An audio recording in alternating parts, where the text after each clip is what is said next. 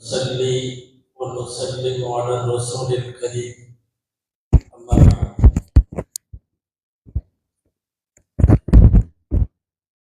فقد قال الله سبحانه وتعالى في كلامه القديم والفرقان الحميد: أعوذ بالله من الشيطان الرجيم، بسم الله الرحمن الرحيم. وذكرهم بأيام الله، صدق الله العظيم. அளவற்ற அருளாளனும் நிகரற்ற அன்புடையோனுமாகிய எல்லாம் வல்ல அல்லாஹுவின் பெயரால் துவங்குகிறேன். அருமை நாயகம் முஹம்மது ரசூலுல்லாஹ் ஸல்லல்லாஹு அலைஹி வஸல்லம் அவர்களின் மீதும் நற்பாக்கியங்கள் நிறைந்த அவர்களுடைய உம்மத்தின் மீதும் குறிப்பாக பாக்கியம் பொருந்திய இந்த ஜும்மா நன்னாளில் நம் அனைவர் மீதும் எல்லாம் வல்ல அல்லாஹுவின் நல்லருள் என்றென்றும் நிறைவாக உண்டாவதாக. ஆமீன். அல்லாஹுவின் பேரருளால் ஹிஜ்ரி 1448வது இஸ்லாமிய புத்தாண்டினுடைய பாக்கியம் பொருந்திய முதல் 10 நாட்களில் இன்றைக்கு 10வது நாள், ஆஷூரா நாள் என்று அகிலமெல்லாம் சிறப்பாக இஸ்லாமிய வரலாற்றில் பதிவு செய்யப்பட்டிருக்கக்கூடிய சங்கைக்குரிய இஸ்லாம் சொல்லுகிற புனித நாட்களில் ஆஷூரா நாள் முக்கியமானது. புனித ரமலான் வருவதற்கு முன்னாலேயே இஸ்லாமிய சமுதாயம் நோன்பு வைத்துக் கொண்டிருந்தது ஆஷூரா நாளில் மட்டும்தான். பன்னெடுங்காலமாக ஆஷூரா நோன்பு மட்டும் வைக்கப்பட்ட நிலையில் புனித ரமலான் கடமையானதற்கு பிறகு கடந்த 1400 வருஷமாக ஆஷூராவுடைய நோன்பு சுன்னத்தாக நபி ஸல்லல்லாஹு அலைஹி வஸல்லம் அவர்களின் வழிமுறையாக உலக முஸ்லிம் மக்களால் நோன்பு விடிக்கப்படுகிற சங்கைக்குரிய நாட்களில் ஆஷூரா நாளும் ஒன்று. திருக்குர்ஆனில் அல்லாஹ் சொல்லுகிறான், வதக்கிருஹும் பிஅய்யாமில்லாஹ், அல்லாஹ்வுடைய நாட்களை நபியே அவர்களுக்கு நினைவுபடுத்துங்கள். அல்லாஹ்வுடைய நாட்கள் என்று சொன்னால் இந்த உலகத்தில் அவன் அருள் புரிந்த நாட்களும் அவன் சில பேரை சோதித்த நாட்களும். வேறு வார்த்தையில் சொன்னால் இறைவனால் பாதுகாக்கப்பட்ட நாளும் இறைவனால் வேதனை இறக்கப்பட்ட நாளும். இவைகளை எல்லாம் அவர்களுக்கு நினைவுபடுத்துங்கள். அவ்வாறு நினைவுபடுத்துவது நம்முடைய ஆன்மீக வாழ்விற்கு பலன் தரும் என்று சொல்லுவார். அந்த அடிப்படையில் ஆஷூரா நாளின் நிகழ்வுகள், ஆஷூரா தருகிற பாடங்கள், வரலாற்று சிறப்பு மிக்க அந்த நாளிலே நடைபெற்ற வரலாற்று சம்பவங்கள், இவைகளை எல்லாம் ஆண்டுதோறும் ஆஷூராவிலே நாம் நினைத்து பார்த்து கொண்டிருக்கிறோம். அதன் வழியாக பாடங்களை பெற்றுக் கொண்டிருக்கிறோம். ஆஷூரா ஒரு வகையில் மகிழ்ச்சியான நாள், ஆஷூரா ஒரு வகையில் சோகமான நாள். மகிழ்ச்சிக்கும் வருத்தத்திற்கும் இடையில், இன்பத்திற்கும் துன்பத்திற்கும் இடையில், மகிழ்விற்கும் கவலைக்கும் இடையில் ஆஷூரா. ஆஷூராவின் மகிழ்வுகளை பார்ப்போம், அதன் பிறகு அது சொல்லும் சோகங்களையும் பார்ப்போம். மிகப்பெரிய மகிழ்ச்சி என்னவென்றால், இந்த உலகத்தில் வரலாற்றில் நடைபெற்ற பெரும் பெரும் நிகழ்வுகளில் நல்லோர்கள் பாதுகாக்கப்பட்டதெல்லாம் ஆஷூரா நாளில். நீங்கள் பலமுறை கேள்விப்பட்ட செய்தி என்பதால் சுருக்கமாய் கடந்து விடலாம். ஆதம் அலைஹிஸ்ஸலாம் காலம் தொட்டு கடைசி தூதர் அருமைநாயகம் ஸல்லல்லாஹு அலைஹி வஸல்லம் வரைக்குமான நபிமார்களின் வரலாற்றில் முக்கியமான இடத்தை பிடித்திருப்பது, நிறைய நிகழ்வுகள் நடைபெற்றது ஆஷூராவுடைய நாளில். மறக்கவே முடியாமல் வரலாற்றில் நீக்கமர நிறைந்திருக்கக்கூடிய ஒரு 4 செய்திகள் நமக்கு முக்கியமானவை. வெள்ளப்பிரளயம் ஏற்பட்ட போது நூஹ் அலைஹிஸ்ஸலாமினுடைய காலத்தில் அந்த வெள்ளம் கரை ஒதுங்கி மக்கள் காப்பாற்றப்பட்டது ஆஷூரா நாள் என்கிறது இஸ்லாமிய வரலாறு. இன்றைக்கு ஈராக்கில் இருக்கக்கூடிய ஜூதி என்றொரு மலையிலே போய் கப்பலிலே உள்ளவர்கள் மாத்திரம்தான் அடுத்து வரும் உலகம் என்கிற அடிப்படையில் கப்பலில் சில மனிதர்கள், சில கால்நடைகள், சில பறவைகள், சில உயிரினங்கள் மாத்திரமே இருந்த அந்த கப்பல் கரை ஒதுங்கி அல்லாஹ் உலகத்தையே அழித்தவன், பிரளயத்தை கொண்டு உலகத்தை மூழ்கடித்தவன், அந்த கப்பலிலே உள்ளவர்களை மாத்திரம் காப்பாற்றினானே, அந்த அருளுக்குரிய நாள் ஆஷூராவுடைய நாள். மறக்கவே முடியாத ஆஷூராவினுடைய வரலாறுகளில் மற்றொன்று நமக்கு தெரியும். ஹஜ்ரத் இப்ராஹிம் அலைஹிஸ்ஸலாம் நெருப்பு குண்டத்திலே வீசப்பட்ட போது, பல நாட்கள் விறகுகளை கொண்டு எரிக்கப்பட்ட ஒரு நெருப்பு குண்டத்தில் அவர்கள் வீசப்பட்ட போது, ஆடைகளை உருவிவிட்டு கையுக்கும் காலுக்கும் விலங்கிட்டு பிறந்த மேனியாய் அவர்களை நெருப்பிலிட்ட போது, அவர் எரிந்து சாம்பலாகுவதை எல்லாரும் பார்க்க வேண்டும் என்று விக்கிரகங்களை எல்லாம் சுற்றி அமர்த்தப்பட்டு அந்த விக்கிரகங்களுக்கு முன்னாலே அவர்கள் தூக்கி எறியப்பட்ட போது, பக்கத்திலே போக முடியாத அளவிற்கு நெருப்பு என்பதால் தொலை தூரத்திலே இருந்து ஒரு கட்டையின் மூலம் இயக்கி அவர்கள் போய் அப்படியே குண்டத்திலே விடுவதற்கு ஏற்பாடு செய்யப்பட்ட போது அல்லாஹ் சொன்னான், யா நாரு கூனி பர்தம் வ ஸலாமன் அலா இப்ராஹிம், நெருப்பே இப்ராஹிமின் மீது குளிர்ந்து விடு.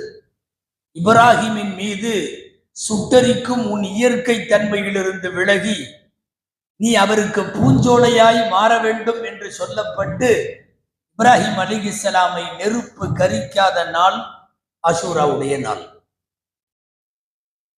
வரலாற்றில் இன்றும் மறக்க முடியாத ஹஜ்ரத் யூனுஸ் அலைஹிஸ்ஸலாம் அல்லாஹுவினுடைய ஏற்பாடாக மீன் வயிற்றுக்குள் போனார்கள். நமக்கு தெரியும், இரவின் இருட்டு, கடலின் இருட்டு, மீன் வயிற்றின் இருட்டு, 3 இருட்டுக்கு இடையில் அல்லாஹ் மீனுக்கு உத்தரவிடுகிறான், கடிக்காமல், பல்படாமல், காயம்படாமல், சிராய்ப்பு இல்லாமல் அவர் விழுங்கப்பட வேண்டும். அப்படித்தான் அந்த மீனும் விழுங்கியது. ஏறத்தாழ வெளியில இருந்து ஒரு அறைக்குள்ளே போய் உட்கார்ந்தது போல உட்கார்ந்தார். சிராய்ப்பு இல்லை, காயம் இல்லை. அமர்ந்தவர்களை நாமெல்லாம் அடிக்கடி ஓதுகிற ஃபனாதா ஃபி ظுலுமாத்தி அல்லா இலாஹ இல்லா அன்த சுப்ஹானக இன்னி குன்து மினல் ஸாலிமீன் என்கிற வார்த்தையை அவர்கள் திரும்ப திரும்ப ஓத அல்லாஹ் அவர்களை வெளியே கொண்டு வந்தான். அல்லாஹுவின் வார்த்தைகளில் சொன்னால், ஃபலௌலா இன்னஹு கான மினல் முஸப்பிஹீன லலபித ஃபீ பத்னிஹி இலா யௌமி யுபஅஸூன். அவர் அந்த தஸ்மீகை செய்திருக்கவில்லையானால் கியாமத்து வரை அவர் உள்ளே இருந்திருப்பார். அல்லாஹ் வெளிக்கொண்டு வந்த அந்த நாள் ஆஷூராவுடைய நாள். ஆஷூரா யூதர்களாலும் கொண்டாடப்படுகிறது. ஆஷூரா வரலாற்றில் முழுக்க வாழ்ந்த சமுதாயங்கள் எல்லாம் போற்றி புகழ்ந்ததற்கான 4வது முக்கியமான காரணம், ஆம், நாம் அறிந்திருக்கிற வரலாறு, கடல் பிளந்து ஃபிரௌன் மூழ்கடிக்கப்பட்டதும் மூசாவோடு உள்ளவர்கள் காப்பாற்றப்பட்டதும். இந்த நிகழ்வு நடைபெற்றது ஆஷூராவுடைய நாள். சொல்ல போனால் நாயகம் ஸல்லல்லாஹு அலைஹி வஸல்லம் நம்மை நோன்பு வைக்க சொன்னதே அதற்காகத்தான். மூசாவும் முஸ்லிம்களும் காப்பாற்றப்பட்ட நாள் ஆஷூரா, ஃபிரௌனும் அவனோடு சேர்ந்தவர்களும் அழிக்கப்பட்ட நாள் ஆஷூரா. ஒரே கடல், ஒரே நேரம், ஒரே தண்ணீர், சில பேருக்கு அருளாய், சில பேருக்கு அதாபாய். நிஅமத்துன் வ நிக்மத்துன் ஃபீ வக்தின் வாஹிதின். ஒரே கடல், ஒரே நேரம். ஒரு கூட்டத்துக்கு அது அருளாய் மாறுகிறது, ஒரு கூட்டத்துக்கு தண்டனையாய் மாறுகிறது. வேறு வேறு இடம் அல்ல, வேறு வேறு காலம் அல்ல, ஒரே இடம். அன்ஜைனா மூஸா வ மன் மஅஹு அஜ்மஈன். மூசாவையும் அவர்களோடு உள்ளவர்களையும் காப்பாற்றினோம். உலக சரித்திரத்தில் விசித்திரமானது, லட்சக்கணக்கான பேர் கடலிலே எதிரில் ஆர்ப்பரிக்கிற கடலுக்கு முன்னாலே நிற்கிறார்கள். காலா சஹாபு மூசா இன்னல முதுரகூன், அநேகமா நாமெல்லாம் மூங்கி போயிருவோம். காலக்கல்லா இன்னமாயி ரப்பி சயஹ்தீன், மூழ்க மாட்டோம், நிச்சயமா என் கூட என் ரப்பு இருக்கான். அல்லாஹ் சொன்னான், ஃபத்ரிப் லஹும் தரீகன் ஃபில் அர்தி யபஸன் லா தகாஃபு தர்கன் வலா தக்ஷா, உங்கள் கையில இருக்கிற கைத்தடியால் கடலை அடியுங்கள். ஆட்கள் அல்ல, கல் அல்ல, கடல் தண்ணீரை அடியுங்கள். பிளந்து வழிவிட்டது. இருக்கிற கூட்டங்களுக்கு தோதுவாக கடல் பிளக்கிறது, வழி ஏற்படுகிறது. சாதாரண தரைத்தளத்தில் போவது போல அந்த மக்கள் கரையேறுகிறார்கள். முஃமின் கொண்டவர்களின் கடைசி ஆள் உள்ளே ஏற, அதே நேரம் ஃபிரௌனும் அவனுடைய ஆட்களின் கடைசி ஆள் உள்ளே இறங்கவும் கடல் மூழ்கி கொண்டது. இது ஒரு உலக வரலாற்றின் பிரம்மாண்டமான செய்தி. அல்லாஹ் இதையெல்லாம் நடத்தி காட்டியது ஆஷூரா என்று பார்க்கிறோம். அதனால் தான் வரலாற்றிலே சிறப்புக்குரிய நாள், உலக முஸ்லிம்களின் உச்சகட்ட மகிழ்ச்சிக்குரிய நாள். மூழ்கடிக்கப்பட்ட ஃபிரௌனை தண்ணீரோடு போக விடாமல் கடலுக்கு உத்தரவிடுகிறான், வெளியே தள்ளிவிடு, வெளியே தள்ளிவிடு.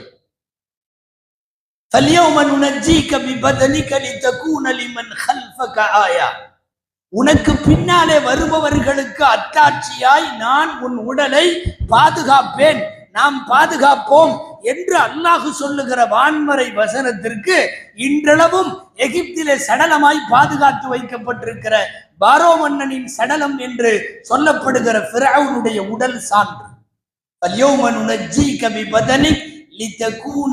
லிமன் கல்ஃபக் வஃபி கிராஅத்தின் லிமன் கலகக ஆயா.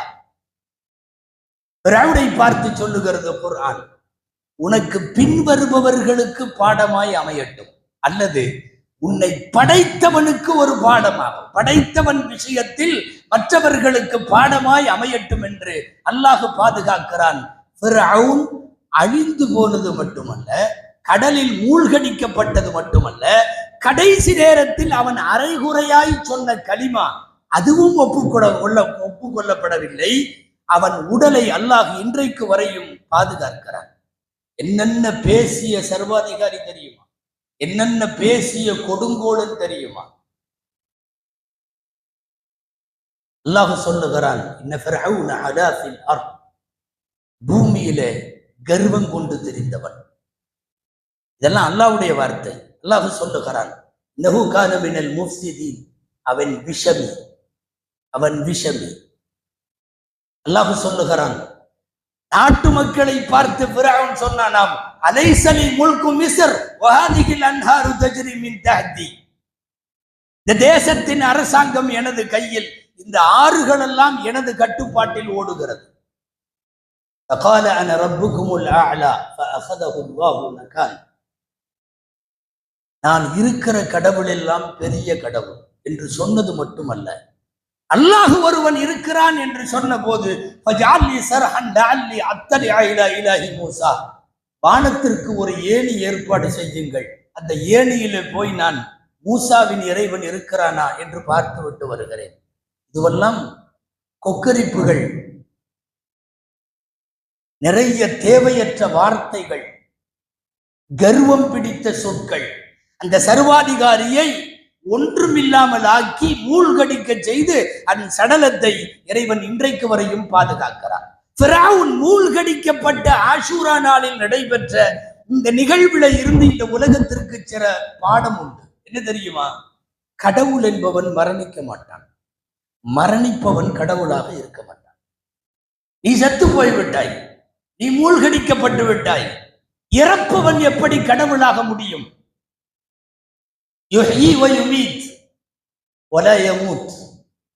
அவன் எல்லாரையும் மரணிக்க செய்வான், அவன் மரணிக்க மாட்டான். அவனுக்கு மவுத்து கிடையாது. மவுத்து அல்ல, சின்ன மவுத்து என்று சொல்லுகிற தூக்கமும் கிடையாது. எனவே கடவுள்கள் மரணிக்க மாட்டார்கள் என்கிற பாடம் இதன் வழியாக கிடைக்கிறது. இரண்டாவது செய்தி, நம்பினோர் கைவிடப்படார். அல்லாஹுவை நம்பியவர்கள் எந்த காலமாக இருந்தாலும் எவ்வளவு இக்கட்டான சூழ்நிலையாக இருந்தாலும் இறைவன் கண்டிப்பாக அவர்களை பாதுகாத்தே தீர்வான் என்பது இங்கே கிடைக்கிற இரண்டாவது பாடம். மூணாவது பாடம் ரொம்ப முக்கியமானது. அது இந்திய சூழலில் மிகவும் முக்கியமானது. மைனாரிட்டிகளின் மீது ஆதிக்கம் செலுத்துகிற மெஜாரிட்டிகளை இறைவன் நினைத்தால் கூண்டோடு அடிப்பான். எல்லா காலத்திலேயும் நாங்கள் பெரும்பான்மை என்கிற கோஷம் உலக வரலாற்றில் எடுபட்டதில்லை. ஒரு சிறுபான்மை சமூகத்தை இறைவன் பாதுகாக்க வைத்து பல்லாண்டு காலம் ஆட்சி செய்தவர்களை மூழ்கடித்ததற்கு பின்னால் இந்த உலகத்தில் கொடுங்கோல் ஆட்சி நடத்துகிற அத்தனை பேருக்கும் இறைவன் பாடத்தை வைத்திருக்கிறார். ஃபிரௌனின் இறப்பில் நமக்கு கிடைக்கிற 4வது செய்தி, வேதனை வந்த பின்னால் ஈமான் கொண்டால் அது ஏற்புடையது அல்ல. அது வரைக்கும் ஏற்புடையது. கண்ணாலே வேதனையை கண்டதற்கு பிறகு லா இலாஹ இல்லல்லதி ஆமனத் பிஹி பனு இஸ்ராயீல் வ அன மினல் முஸ்லிமீன் அரைகுறையாய் ஒரு கலிமா சொல்லுகிறான். ஆல் ஆன ஃபகத் அஸைத கப்ரு வ குன்த மினல் முஃப்ஸிதீன். இப்பவா நீ கலிமா சொல்ற என்று அவன் கலிமா நிராகரிக்கப்பட்டதை திருக்குர்ஆன் சொல்லுகிறது. இதுவெல்லாம் பாடங்கள். ஃபிரௌனை மூழ்கடித்து இறைவன் அந்த உடலை சடலத்தை இன்றைக்கு வரையும் உலகத்திற்கு பாடமாய் வைத்திருக்கிறார். எனவே மூசா காப்பாற்றப்பட்டதும், இப்ராஹிம் நெருப்பில் காப்பாற்றப்பட்டதும், நூஹ் அலைஹிஸ்ஸலாம் வெள்ளத்தில் காப்பாற்றப்பட்டதும், யூனுஸ் அலைஹிஸ்ஸலாம் மீன் வயிற்றில் காக்கப்பட்டதும் எல்லாம் மகிழ்ச்சிக்குரிய நாளாய் ஆஷூராவை சொல்லுகிறது. ஆஷூரா பைனல் ஃபர்ஹி வல் கம். இன்னொரு துக்க செய்தியும் இருக்கிறது. இந்த உம்மத்தில் அண்ணல் நபிகளாரின் திருப்பேரர் ஹதரத் ஹுசைன் ரலியல்லாஹு அன்ஹு கொல்லப்பட்ட நாள் ஆஷூரா. எனவேதான் ஒரு பக்கம் மகிழ்ச்சியும் ஆஷூரா தான், ஒரு பக்கமும் சோகமும் ஆஷூரா தான். ஹதரத் ஹுசைன் அலைஹிஸ்ஸலாம் இன்றைக்கு ஒரு வருத்தம், துரதிர்ஷ்டம் என்ன தெரியுமா? ஹுசைன் என்று சொன்னாலே அது ஷியாக்களுக்கானது என்று முடிவு செய்து விட்டார்கள். ஹுசைன் என்றாலே ஷியாக்களுக்கு சொந்தம், ஹுசைன் என்றாலே அதை தூக்கி பிடிப்பவர்கள் ஷியாக்கள் என்று ஒரு தப்பான அபிப்பிராயம், ஒரு கற்பிதம் இந்த மண்ணிலே ஏற்பட்டிருக்கிறது. ஹுசைன் ஷியாக்களுக்கு சொந்தமானவர் அல்ல, அவர் அஹ்லு சுன்னாவுக்கு சொந்தக்காரர். உலகத்தில் இருக்கிற சுன்னத்து வல் ஜமாஅத்தை சார்ந்தவர்கள் எல்லாம் கொண்டாடப்பட வேண்டிய நபர் ஹுசைன் ரலியல்லாஹு அன்ஹு. ஹுசைனும் மின்னி வ அன மின்ஹு. பெருமான் ஸல்லல்லாஹு அலைஹி வஸல்லம் சொன்னார்கள், ஹுசைன் எனது பேரர் ஹுசைன், என்னை சார்ந்தவர், நான் அவரை சார்ந்தவர். பெருமானார் ஸல்லல்லாஹு அலைஹி வஸல்லம் மதீனாவின் கடை வீதிகளில் ஹுசைன் ரலியல்லாஹு அன்ஹு குழந்தையாக இருந்த போது தோளிலே தூக்கி வைத்து ஊர் பார்க்க உலகம் பார்க்க பேரப்பிள்ளையை சுமந்து சென்ற வரலாறு ஹதீஸிலே உண்டு. தொழுகையின் நேரத்தில் தொழுது கொண்டிருக்கிற போதே தன் மீது தாவி கொண்ட ஹுசைன் ரலியல்லாஹு அன்ஹு குழந்தையை சுமந்து கொண்டே தொழுகையை நிறைவேற்றினார்கள் என்கிற வரலாறும் உண்டு. அல்லாஹும்ம இன்னி உஹிப்புஹு ஃபஅஹிப்ப மன் அஹப்பஹு. யா அல்லாஹ், மடியிலே ஹுசைன் ரலியல்லாஹு அன்ஹுவை அமர வைத்துக் கொண்டு அண்ணல் பெருமான் ஸல்லல்லாஹு அலைஹி வஸல்லம் சொன்னார்கள், ஹுசைனை நான் நேசிக்கிறேன். யா அல்லாஹ், ஹுசைனை நேசிப்பவர்களை நீ நேசிப்பாயாக. இது அருமைநாயகம் ஸல்லல்லாஹு அலைஹி வஸல்லம் உடைய துஆ. எனவே ஹுசைன் என்பது சுன்னத்து வல் ஜமாஅத்தின் அடையாளம். அவர் ஷியாக்களுக்கு மட்டும் சொந்தம் அல்ல.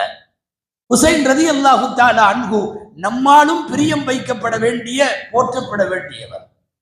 நாமெல்லாம் தொழுகையில ஓதுகிறோமே, ஸல்லி அலா முஹம்மதின் வ அலா ஆலி முஹம்மதின் கமா ஸல்லைத அலா இப்ராஹிம். அதே போல பாரிக் அலா முஹம்மதின் வ அலா ஆலி முஹம்மதின் கமா பாரக்த அலா இப்ராஹிம். இந்த ஆலு முஹம்மது, முஹம்மதின் குடும்பத்தினர்கள் யார் என்கிற போது இமாம் ஷாஃபி ரஹ்மத்துல்லாஹி அலைஹி அவர்கள் எழுதுகிறார்கள், ஆலு முஹம்மது என்பதில் பெருமானார் ஸல்லல்லாஹு அலைஹி வஸல்லமுடைய அஹ்லு பைத்துகள் வருவார்கள். குறிப்பாக ஹசன் ஹுசைன் ரலியல்லாஹு அன்ஹுமா அவர்கள் இருவரும் நாம் ஒவ்வொரு தொழுகையிலேயும் பெயர் சொல்லாவிட்டாலும் ஆலு முஹம்மது என்கிற வார்த்தையின் வழியாக ஹசன் ஹுசைன் ரலியல்லாஹு அன்ஹுவை நாம் நினைவு கூறுகிறோம். ஒரு கோரமான ஒரு படுகொலை கூஃபாவிலே நடைபெறுகிற சர்வாதிகாரத்தை எதிர்த்து இஸ்லாமிய உம்மத்திற்கு குடியரசை வாங்கி தருவதற்காக புறப்பட்ட ஹுசைன் ரலியல்லாஹு அன்ஹு ஹிஜ்ரி 61. சின்ன முன்னோட்டம் சொல்ல வேண்டும். ஸல்லல்லாஹு அலைஹி வஸல்லம் வஃபாத்தானது ஹிஜ்ரி 11. அடுத்து ஹிஜ்ரி 30 வரையிலும் 4 கலீஃபாக்களின் ஆட்சி. 4 பேரும் அவர்களெல்லாம் அமீருல் முஃமினீன்கள். ஹிஜ்ரி 30 முடிஞ்சிருச்சு. அடுத்த கலீஃபா பதவி ஹஜ்ரத் ஹசன் ரலியல்லாஹு அன்ஹு. நாட்டிலே நடைபெறுகிற நிலவரங்களை கருத்திலே கொண்டு எனக்கு வேண்டாம் என்று சொல்லி முஆவியா ரலியல்லாஹு அன்ஹு இடத்திலே ஒப்படைத்தார்கள். நாட்டின் நிலவரத்தை ஏற்பட்டிருக்கிற எழுச்சியை, அந்த நிலவரம் கலவரமாக மாறுகிற அபாயத்தை, இதையெல்லாம் கருத்திலே கொண்டு நீங்களே ஆட்சியில் அமருங்கள் என்று ஹிஜ்ரி 31 முஆவியா ரலியல்லாஹு அன்ஹுவை அமர வைக்கிறார்கள். இஸ்லாமிய வரலாற்று ஆசிரியர்கள் அல்லாமா இப்னு கத்தீர் ரஹ்மத்துல்லாஹி போன்றவர்கள் அல் பிதாயா வன் நிஹாயாவை இந்த மாதிரி ஹசன் ரலியல்லாஹு அன்ஹு முஆவியா ரலியல்லாஹு அன்ஹுவிடம் ஆட்சியை ஒப்படைத்த ஆண்டை ஆமுல் ஜமாஅ, ஒற்றுமை ஆண்டு என்று குறிப்பிடுகிறார்கள். ஒரு உம்மத்திலே ஏற்பட இருந்த பெரும் சண்டை தவிர்க்கப்பட்டது. அப்போ இருந்து ஹிஜ்ரி 60 வரைக்கும் முஆவியா ரலியல்லாஹு அன்ஹுடைய ஆட்சி. 60 வஃபாத் ஆகிவிட்டார்கள். 61 அவருடைய மகன் முஆவியா ரலியல்லாஹு அன்ஹுடைய மகன் யஸீத் அவர்கள் ஆட்சி பொறுப்பிற்கு வருகிறார். அப்போதுதான் ஹுசைன் ரலியல்லாஹு அன்ஹு போரிடுகிறார். ஹிஜ்ரி 61 துல்ஹஜ் பிறை 8 மக்காவிலே இருந்து கிளம்புகிறார்கள் ஹுசைன் ரலியல்லாஹு அன்ஹு. சிறுக சிறுக சுமார் அகல பைத்துகள் 70 பேரோடு வந்தவர்கள் கர்பலா இடத்திற்கு வருகிற போது முஹர்ரம் பிறை 9, அதாவது நேற்று முஹர்ரம் பிறை 9க்கு வந்ததற்கு பிறகு நடைபெற்ற நிகழ்வுகள் மிகவும் நீளமானவை. சுருக்கமாய் முடிப்போம்.